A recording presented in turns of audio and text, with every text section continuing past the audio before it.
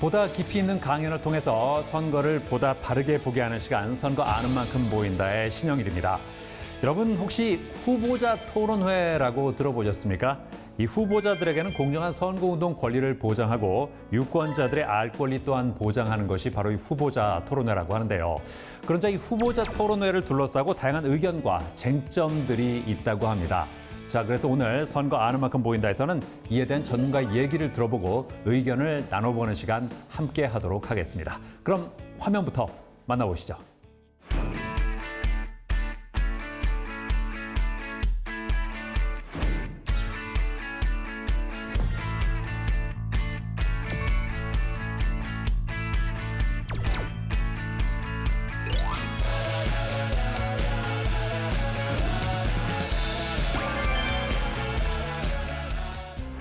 정당과 후보자들이 자신의 정책과 공약 그리고 비전을 설명할 수 있는 가장 대표적인 선거운동 방식이기 때문에 선거를 이해하는 데 있어서 가장 중요한 방식 중에 하나가 바로 후보자 토론회가 아닌가라는 생각이 듭니다. 사실 그렇게 많은 유권자들이 후보자 토론회를 잘 보지 않아요. 어떻게 하면 유권자들이 더 많이 토론회를 시청할 수 있을까? 이것이 가장 중요한 문제가 아닐까라는 생각이 듭니다. 보통 선거를 민주주의의 꽃이라고 많이 하죠. 우리가 투표권 행사를 위해서 꽃을 피우기 위해서 각종 정보를 획득해야 되는데 사실 너무나 많은 정보들이 넘쳐나고 있습니다. 후보자 토론회는 그러한 넘쳐나는 정보들 중에서 정당과 후보자들이 가장 심혈을 기울인 정보라는 점을 이해하시고 좀 더 관심을 기울여 주셨으면 하는 바람이 있습니다.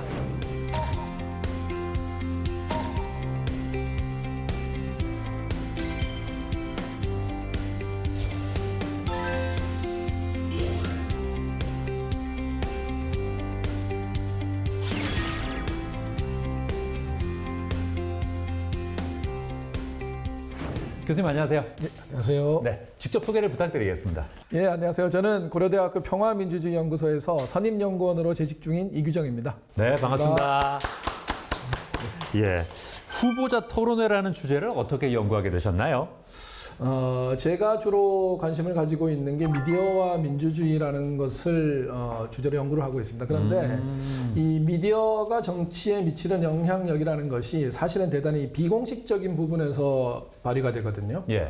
그런데 이번 지난 21대 총선거를 보면서 이 후보자 토론회라는 것이 법적으로 제도화된 공식적인 미디어의 영향력을 측정할 수 있는 지표가 되더라고요. 그래서 후보자 토론회에 대해서 좀 관심을 갖게 됐습니다. 아, 평소에 미디어에 관심이 많으셨군요. 예, 그렇습니다. TV 많이 보시겠네요. 물론 많이 봐야지 당연히. 예. 제일 좋아하는 아나운서는 누군가요? 당연히 신영일 아나운서. 예. 교수님의 내용에 왠지 믿음이 확 가는 그런 말씀입니다. 예.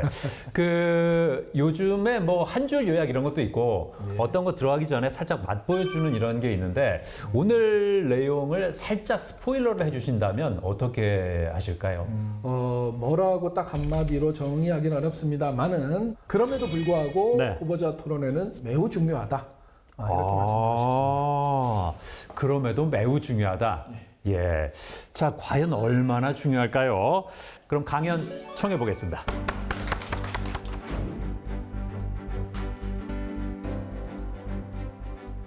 먼저 OX 퀴즈를 통해서 한번 시작을 해보겠습니다. 후보자 토론회 중 여러분들이 많이 접하시는 선거 방송 토론은 법적으로 의무화되어 있을까요? 의무화되어 있다라고 생각하시면 O, 그렇지 않고 방송사가 자율적으로 실시한다라고 하면 X. 한번 판을 들어주시죠. 예, 다들 너무 잘 알고 계십니다.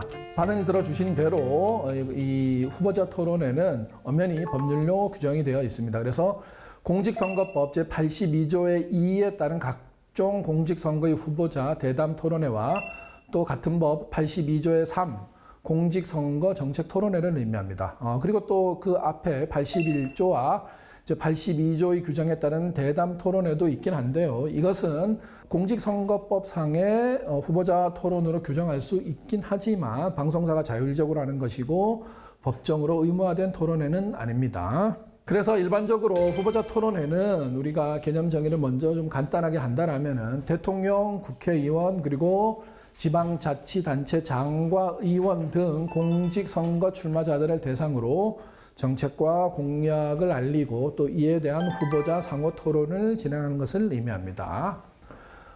그러면은 왜 이렇게 우리는 후보자 토론회를 하느냐? 선거 과정이 굉장히 복잡하고 다양한데요. 이 후보자 토론회를 함으로써 유권자에게 정당과 후보자의 정책, 자질, 비전 등을 한 자리에서 비교 평가할 수 있고 그로 인해서 유권자들에게 투표권 행사의 기준을 제공합니다. 그리고 또 한 번의 방송으로 많은 유권자들에게 후보자들의 정당 정책을 설명할 수 있고 또 동시에 여러 후보자들이 함께 토론을 함으로써 다른 후보자들과 상호 비교하고 차별성을 부각할 수 있는 선거운동 방법이라고 할 수 있겠습니다. 먼저 가장 좀 관심이 많은 대통령 선거부터 좀 말씀을 드리면요. 다른 선거에 비해서 좀 관심도도 높고 비교적 유권자들에게 많이 익숙한 편입니다. 그래서 이 대통령 선거를 할 때는 후보자 1인 또는 수인을 초청해서 3회 이상 실시한다고 법에 명시되어 있습니다. 그리고 모든 후보들을 다 초청하기가 사실 현실적으로 어려운 측면이 있잖아요. 그러다 보니까 초청 토론회의 경우는 약간의 제약 조건을 두고 있습니다.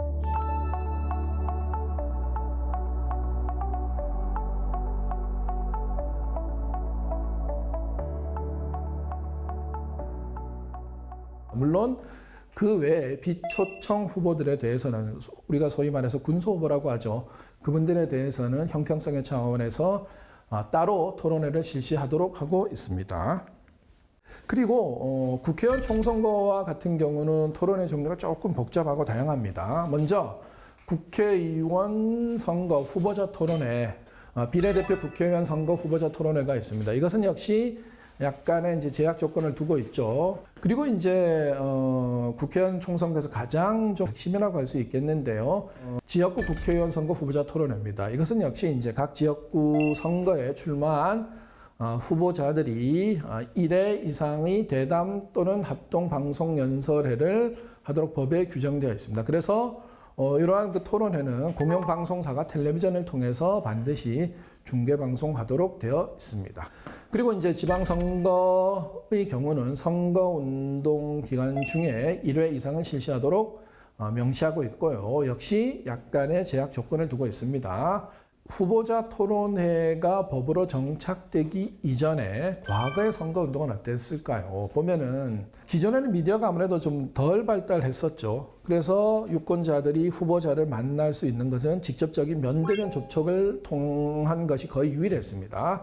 그래서 선거에 출마한 후보자와 정당이 대규모 청중을 대상으로 직접 정당의 정책과 공약을 소개하고 그리고 자신의 정견을 밝히는 방식으로 진행되었습니다. 그러다 보니까 아무래도 자신의 지지세를 좀 과시할 필요가 있었거든요.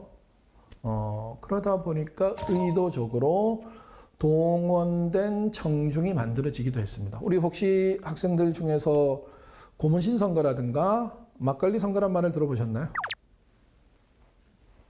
말 그대로 선거에서 표를 얻기 위해서 그리고 또 청중을 동원하기 위해서 유세 현장에 나오는 사람들을 대상으로 막걸리도 제공하고 또 여성들에게는 고무신도 제공하고 그야말로 그 금품과 향을 제공하는 것이 과거 선거에서는 대단히 빈번한 일이었습니다.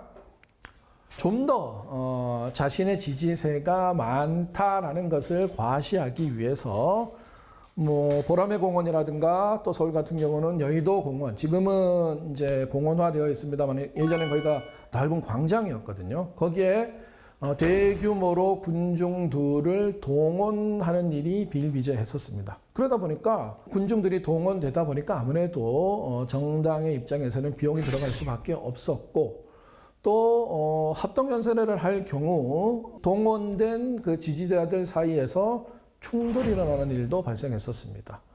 지지하는 후보의 연설이 끝나면은 군중들이 한꺼번에 자리를 이탈하면서 다음 후보에 좀 길을 빼버린다든가 이러한 좀 비신사적인 일들도 많았거든요.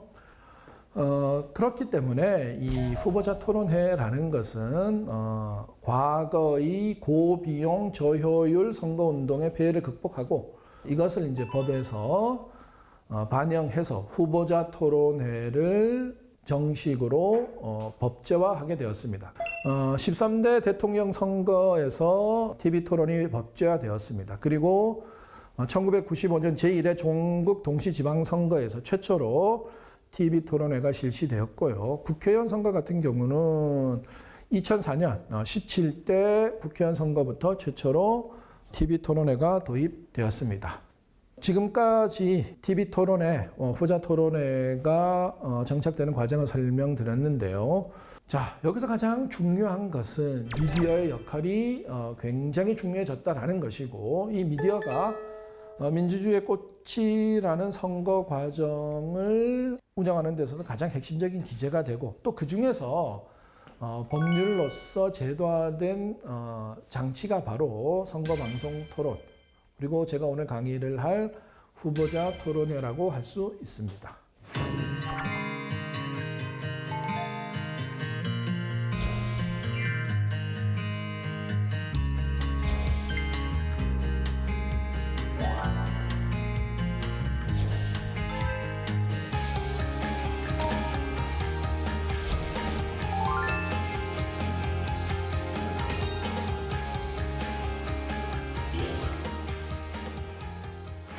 혹시 선거방송 토론을 보신 적이 있으신가요? 좀 못 보신 분들도 있어야 될 것 같은데 다들 보셨네요. 좋습니다. 그러면 조금 더 어려운 거. 이 후보자 토론회가 몇 시에 하는지는 알고 계실까요? 제가 주로 오후 시간대에 후보자 토론회를 많이 봤어서 오후 시간에 많이 편성이 될 것 같습니다. 예. 제가 봤던 토론회는 오전 10시부터 12시까지 진행이 되었습니다. 예, 좋습니다. 이 후보자 토론회 방송 시간을 따로 규정하고는 있지 않아요. 그런데 우리가 아무래도 좀 시청하기 좋은 시간은 회사에 가서 퇴근한 다음에 가족들과 함께 있는 저녁 시간이겠죠. 소위 말해서 황금 시간대라고 하는데 황금 시간대에 편성되는 비율이 조금 낮습니다.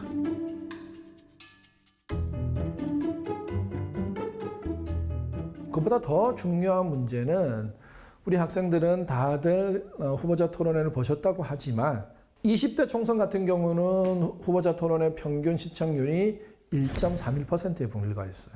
그리고 21대 총선 후보자 토론회 시청률 같은 경우는 이제 좀 공식적인 집계가 아직 나오지 않았는데 비례대표 후보 방송 연설 같은 경우는 8.1%, 그리고 나머지 아마 토론회들도 만 1%, 2%밖에 안 될 거예요. 그러니까 시청률이 대단히 낮다라고 할 수가 있겠죠. 여러분들이 다들 방송을 보셨다고 하니까 후보자 토론을 보셨으니까 이 후보자 토론회가 정당과 후보자 선택에 있어서 좋은 수단이 되었다라고 생각하시는 분은 O, 그렇지 않은 분은 X 한번 들어주시죠.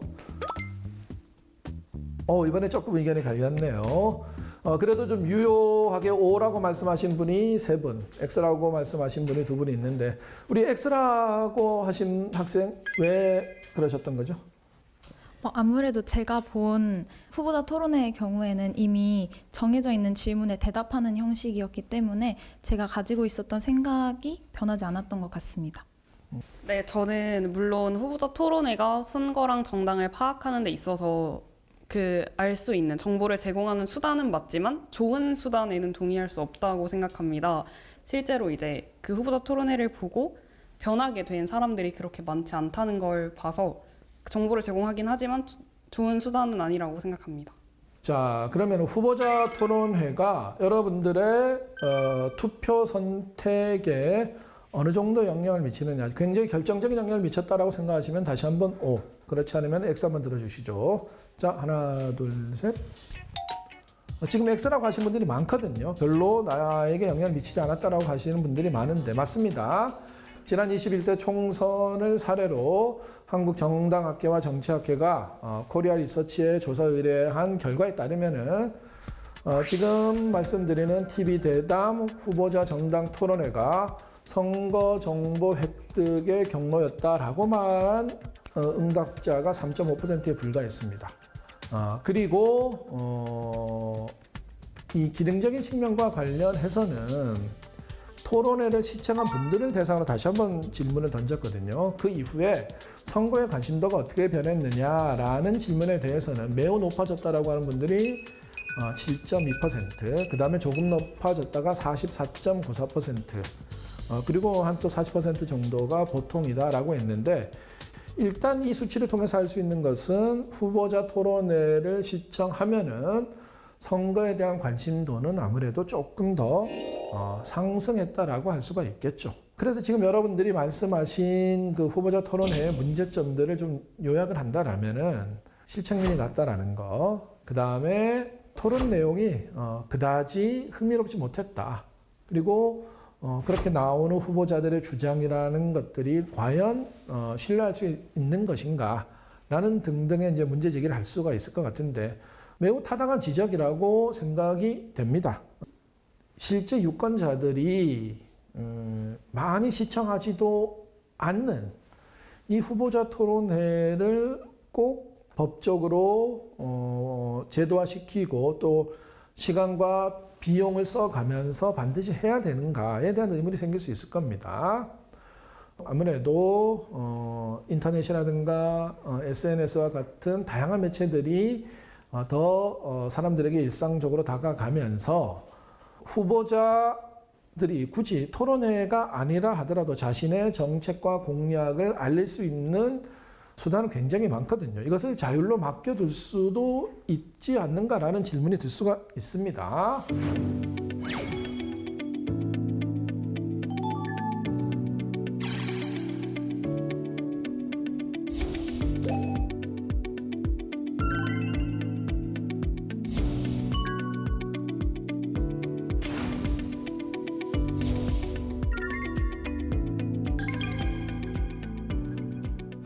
그렇다면은 이 후보자 토론회가 과연 존치할 필요가 있느냐? 여기에 대한 이제 근본적인 질문이 들 수가 있거든요. 그럼에도 불구하고 저는 후보자 토론회가 유지될 필요가 있다라고 생각을 합니다. 왜 그러냐? 첫 번째는 법적으로 규정된 선거운동 방식이 바로 후보자 토론회이기 때문인 거죠. 우리나라의 선거법이 사실은 대단히 규제 중심의 법률입니다. 해야 된다라는 것보다는 하지 말아야 되는 것이 좀 더 많이 정해져 있거든요. 그런데 이런 규제 중심의 공직선거법 중에서 사실상 유일하게 이 후보자 토론회는 해야 된다라는 좀 긍정적인 측면에서의 선거운동 방식이거든요. 그렇다면 왜 법에서 굳이 후보자 토론회의 개최를 명시해 놨느냐? 이것은 아무래도 고비용 저효율 정치를 좀 극복하기 위한 노력이다라고 이해할 필요가 있다라는 거죠. 두 번째 이유는 정당과 후보자를 직접 비교할 수 있는 기회이기 때문입니다. 우리가 일상에서 정당과 후보자를 짧은 시간에, 정해진 시간에 직접 비교할 수 있는 기회는 사실상 후보자 토론회가 유일한 거죠. 이 후보자 토론회를 통해서 후보자들의 정책과 정강, 역량, 그리고 자질, 비전 등을 직접 비교할 수 있기 때문에 아무래도 후보자 토론회는 다른 선거운동에 비해서는 상당히 유용성이 있다라고 말씀드리겠습니다. 또 그뿐만 아니라 주로 정책과 공약을 가지고 토론을 하기 때문에 이미지와 더불어서 후보자들의 정책과 공약을 직접 비교할 수가 있는 것이죠. 그리고 후보자 토론회에서 반드시 지켜야 될 몇 가지 원칙들이 있습니다. 후보자 토론회의 원칙은 대등한 위치에 있는 경쟁자들이 진술된 주제에 대하여 반대 의견을 제시할 수 있으며, 그리고 적절하고 동등한 시간 배분이 필요하며 이를 통해 청중들의 결정이나 선택을 확보할 수 있어야 한다라는 것입니다. 그런데 유권자들도 후보자 토론회를 볼 때 단순한 수동적인 입장에서 시청해서는 안 됩니다. 후보자들이 경우에 따라서는 좀 과도한 주장을 할 수도 있고 사실과 어긋나는 것을 전달할 수도 있거든요. 즉 후보자들의 주장에 대해서 꼼꼼하게 팩트 체크도 하고 또 상대방 후보의 정책이라든가 공약과 비교를 하면서 자신의 판단의 기준을 삼는 좀 적극적인 참여자가 됐으면 하는 바람이 있습니다. 이것이 바로 여러분들의 소중한 한 표가 의미 있게 투표되는, 그로 인해서 국민 주권을 실현하고 그야말로 선거를 민주주의의 꽃으로 만들 수 있는 기회다라고 생각이 듭니다.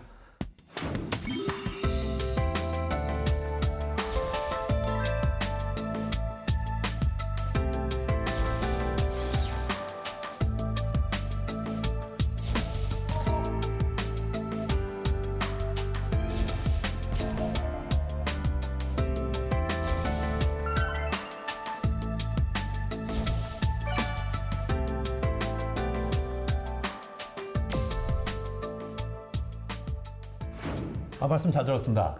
예. 저도 그 후보자 토론회 유심히 보는데 가장 아쉬울 때가 뭐냐면 후보자가 예를 들어 어떤 편집된 영상에서는 굉장히 매력적으로 말을 하는 사람처럼 나오고 이 신문 인터뷰 같은 데서 그 사람이 말한 걸 요약한 걸 보면 아, 괜찮은 사람이구나 하는 느낌이 드는데요. 그렇게 생방송 토론에서 말을 할 때 보면 아, 저거보다는 더 자기 자신을 잘 어필하고 좀 많이 보여줘야 될 것 같은데 그러지 못하는 게 참 안타깝더라고요. 예. 아무래도 미디어가 후보자들이 가지고 있는 이미지를 어느 정도 포장해서 만들어낼 수 있는 특징이 있기 때문에 네. 실제 후보자의 이미지와 미디어에서 보여지는 이미지가 조금 차이가 나지 않나라는 생각이 듭니다. 제가 유일하게 못 해본 방송이 바로 이 후보자 토론회입니다. 그래서 저 몇 번 해보지 않겠냐고 연락이 온 적이 있거든요. 근데 무산됐어요. 왜 그럴까요? 제가 뭐 방송국 전문가도 아닌데 조금 공식적이고 포멀한 느낌을 줘야 하는 이 후보자 토론회에서 예. 개그를 하실까봐 아하. 그래서 걱정이 돼서 좀 하지 않나. 예. 어느 거 하나 쉽지가 않네요. 예, 그래요. 자, 그럼 아마 아까 우리 학생들이 굉장히 열심히 들었습니다. 교수님 논문도 다 찾아보고 정말 이 정도로 열의를 갖고 있는 학생들을 만나기 쉽지가 않은데 분명히 갖고 있는 궁금증들이 많을 겁니다. 지금부터 여러분의 궁금증을 좀 해소하는 시간 갖도록 하겠습니다. 자, 어느 학생부터 한번 질문해 볼까요? 네. 우리나라에서는 후보자 토론회가 법으로 정해져 있다고 하셨는데 그럼 다른 나라에서는 어떻게 되어 있는지 궁금합니다. 뭐 우리나라만 법으로 정해져 있는 건 아니고 예. 주요 선진 국가들도 이미 관련 법들을 정해놓고 있습니다. 미국도 그렇고 영국도 그렇고 뭐 우리 가까운 일본을 비교해도 이 선거와 관련된 후보자 토론회와 관련된 TV 토론회와 관련된 것은 법으로 정해져 있습니다.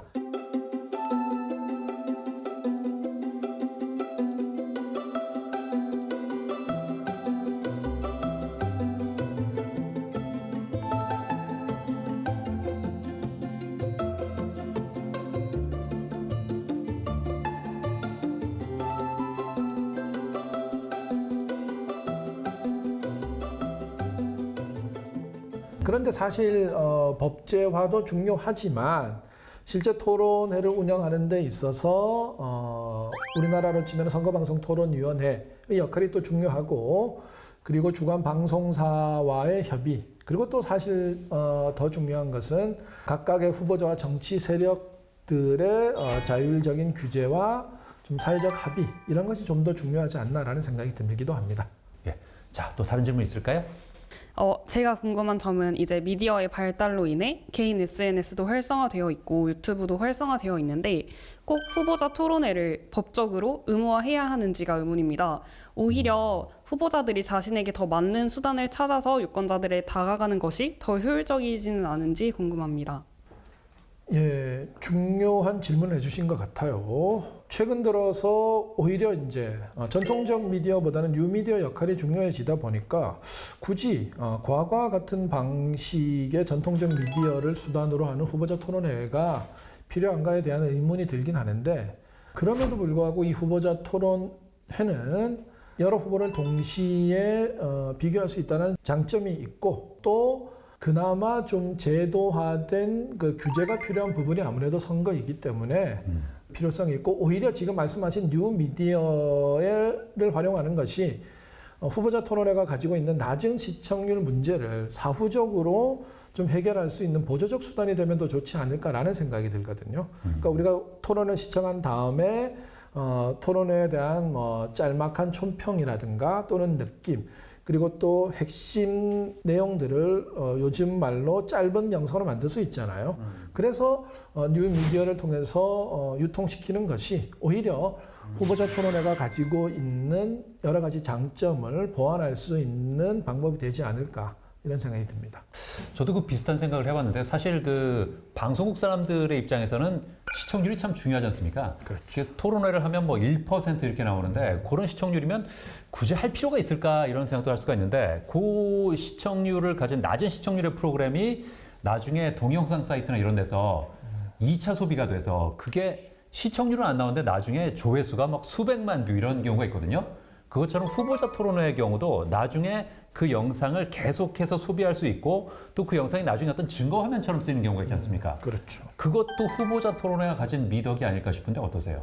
네, 뭐 맞습니다. 적절한 지적이시고요. 그리고 또 하나 좀 간과해서는 안 될 것은 우리 공중파라는 자원이 사실은 공익적인 자원이란 말이에요. 그렇기 때문에 또 이 선거라는 공적인 활동을 위해서 사용돼야 될 필요성도 함께 있는 것이죠. 그렇습니다. 자, 또 다른 질문? 이제 뉴 미디어의 발달로 인해서 그 후보자 토론회가 2차 소비가 되고, 또 그 후보자들도 그것을 다 알고 있기 때문에 오히려 자신의 이미지를 과대 포장하거나 아니면 상대방 후보자를 비방하는 그런 것들을 많이 봤었어요. 실제로 제가 본 비례대표 후보자 토론회에서는 한 정당이 이제 다른 정당에 대해 심판이 필요하다라고 발언을 직접적으로 하거나 아니면 혐오 표현을 사용하는 등의 표현들이 있었습니다. 이에 대해서 이런 것들을 후보자 토론회에서 규제하기 위해서 어떤 수단들이 필요하고, 또 그렇다는 점에서 오히려 이미지 정치가 이어지기 때문에 오히려 민주주의에 역행할 수 있는 수단이 아닌지 궁금합니다. 질문이 조금 어렵네요. 두 가지 정도로 요약을 해서 답변을 드리겠습니다. 먼저 이미지 정치를 조장할 수 있는 측면이 있지 않느냐라는 것에 대한 답변은, 후보자들이 만들어내는 이미지는 틀림없이 있을 거예요. 그런데 우리 수용자들이 수동적으로 그 이미지를 일방적으로 받아들이지만은 않는다라고 생각을 하거든요. 아까 말씀드린 2차 가공, 그 과정에서 사실은 유권자들의 평가, 수용자들의 판단이 가미되고 있거든요. 그렇기 때문에 수용자들이 일방적으로 후보자들의 주장을 받아들이기만 한다라는 주장 자체는 일단 동의하기가 조금 어려운 측면이 있습니다. 그 앞서 주신 질문은 토론회 과정에서 나오는 혐오 표현이라든가 좀 상대방에 대한 비방, 이런 것을 어떻게 규제할 것이냐라는 문제인데요. 사실 그 문제를 사전에 원천적으로 차단하는 것은 좀 불가능한 측면이 있겠죠. 이것은 정당과 후보자들의 소양에 대한 좀 사전에 믿음이 있어야 되고, 또 만약에 지나치게 과도한 혐오 표현이라든가 상대방의 인신 비방이 있다라면은 그 또한 선거 과정에서 평가를 받게 되거든요. 아마 지난번 총선거 과정을 돌이켜보시면 아실 텐데, 각 지역구 후보자들이 중앙당과 상의되지 않고 정대되지 않은 상황에서 돌출 발언들이 많이 있었거든요. 그러한 그 후보자들의 돌출 발언이 결과적으로는 해당 정당에게 간표 요인으로 작용했기 때문에 유권자들에게 표로서 평가받을 수밖에 없고, 후보자들이 그러한 점을 고려한다라면 스스로 좀 자율 규제를 하지 않을까라고 생각을 합니다.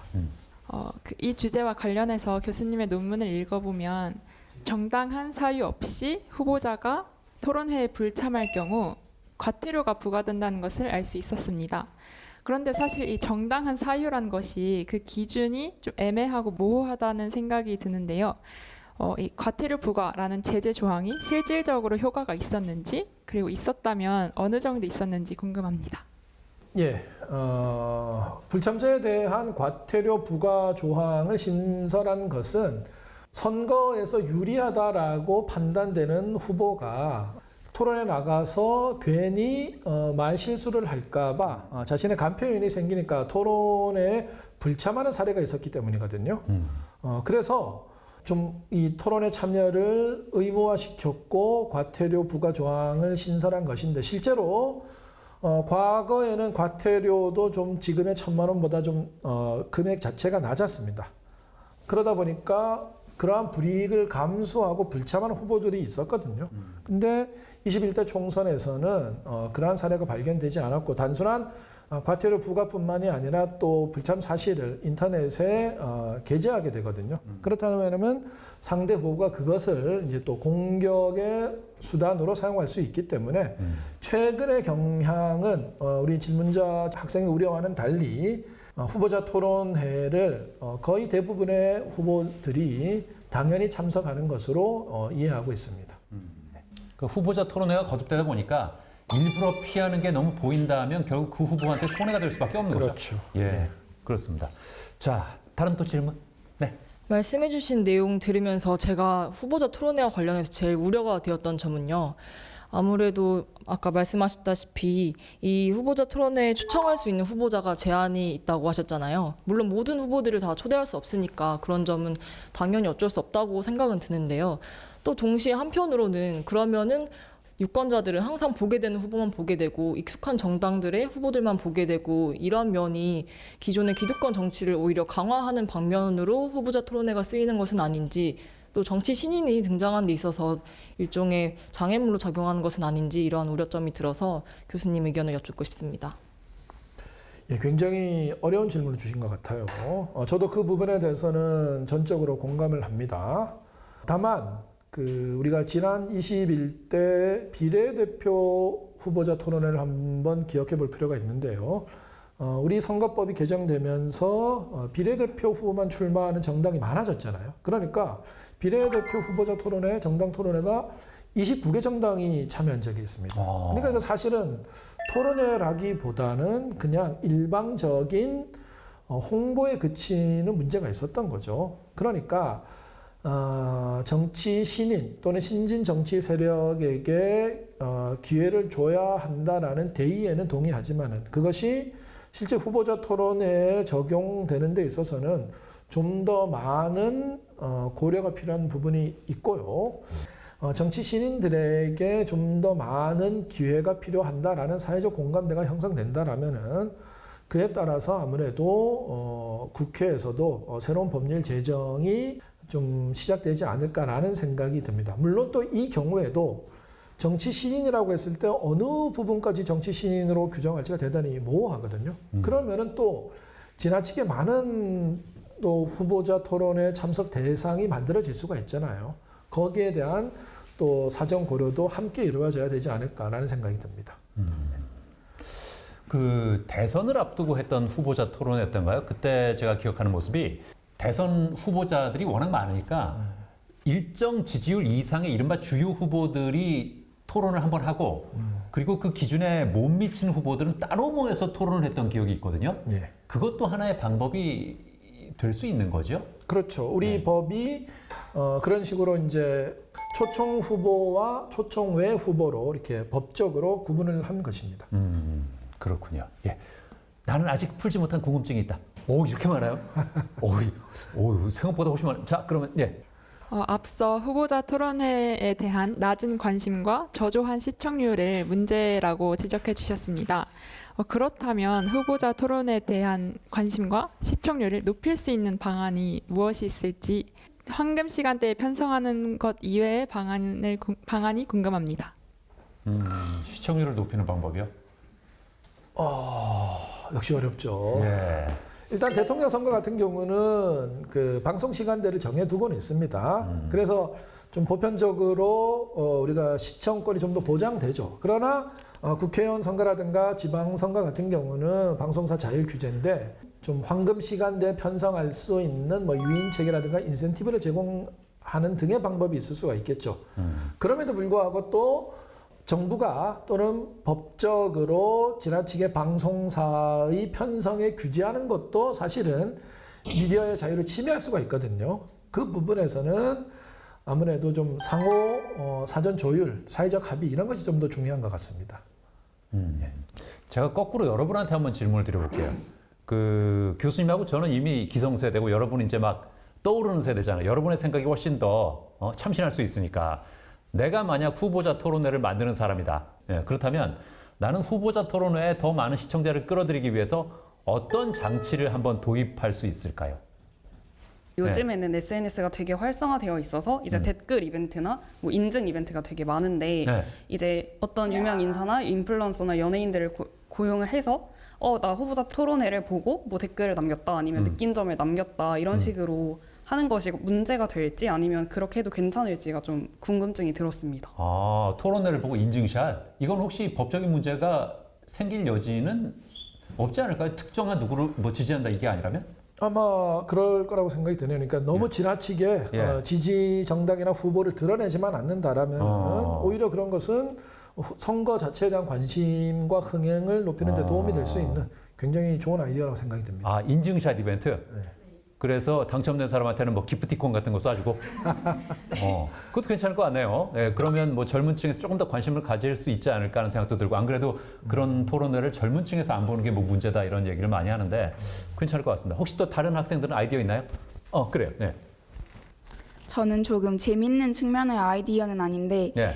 조금 어렸을 때부터 선거 정보 같은 것을 많이 찾아보고 이렇게 정보를 접할 수 있는 창구를 소개해 주는 것이 좋다고 생각했습니다. 저 방금 발언을 듣고 이제 떠오른 생각이 네. 뭔가 학교나 이런 공식적인 기관에서 후보자 토론회를 보게 하거나 네. 뭔가 그런 정치적 중립성을 지키면서 어렸을 때 접근할 수 있는 방안이 좀 더 낫지 않을까라고 생각을 해봅니다. 아, 의무적으로 시청하게끔? 네, 예를 들어서 실제 초, 중, 고등학교에서 장애 인권 교육이나 성평등 교육을 시키는 것처럼 뭔가 자유활동 시간에 그런 후보자 토론회를 한 번쯤은 시청할 수 있게 하는 것도 좋은 방안이 될 수 있을 거라고 생각합니다. 좀 가볍게 네. 답변을 드리고 싶은데 이게 사람이 음식이 들어가면 사람 간 장벽이 좀 낮아진다고 하잖아요. 그렇죠, 그렇죠. 그래서 뭐 네. 파전이나 네. 뭐 혹은 다른 여타 음식과 음료수를 먹으면서 진솔한 토론을 하는 그런 먹으면서 컨셉도 괜찮은 것 같습니다. 먹방을 하면서 토론을 네. 같이 하자? 네. 아, 그것도 또 솔깃하긴 하네요. 예. 그럼 잘 먹는 후보들이 유리하겠네요. 예? 잘 먹고 이렇게 맛있게 먹는, 복스럽게 먹고. 그래요. 그것 참 색다른 아이디어입니다. 예. 참 다양한 아이디어를 들어봤는데 이 후보자 토론회가 본래 의미를 잃지 않으면서도 또 그 시대 변화를 반영해서 유권자를 사로잡을 수 있는 뭔가를 또 끊임없이 생각해야 된다는 거. 이거 참 쉽지 않을 것 같습니다. 자, 오늘 저 함께 하시면서 어떠셨습니까? 제가 좀 그 설명을 조금 더 풍부하게 드렸으면 좋지 않았을까라는 생각도 들고요. 그리고 우리 학생들이 나중에 주신 질문들이 너무 날카로워가지고 예. 조금 땀도 한 두 방울 삐지라고 그랬어요. 예. 아, 그래도 오늘 저 학생들이 굉장히 열심히 들으면서 예. 자기만의 의견도 잘 표현해 줬습니다. 예. 자, 후보자 토론회도 정말 우리 시청자들이 이런 관심을 가지고 함께 해줬으면 얼마나 좋을까 하는 생각이 들고요. 오늘 후보자 토론회에 대해서 알아봤습니다. 다음 시간에도 더 알차고 유익한 주제로 찾아뵙겠습니다. 여러분, 감사합니다. 교수님, 감사합니다. 네, 수고하셨습니다. 고맙습니다. 원래는 후보자 토론회에 조금은 회의적인 입장이었는데 오늘 강연 들으면서 생각보다 긍정적인 면이 많다는 걸 알게 되었고 후보자 토론회를 포함한 선거운동에 대해 다양한 정보를 알 수 있어서 좋았고 앞으로 후보자 토론회를 볼 때 좀 더 많은 관심을 가지고 비판적으로 시청할 수 있게 된 것 같습니다. 앞으로 이걸 어떻게 더 개선할 수 있을까라는 질문에 고민을 해보면서 적극적으로 능동적으로 소중한 한 표 행사해야겠다고 다시 한번 결심하게 되었습니다.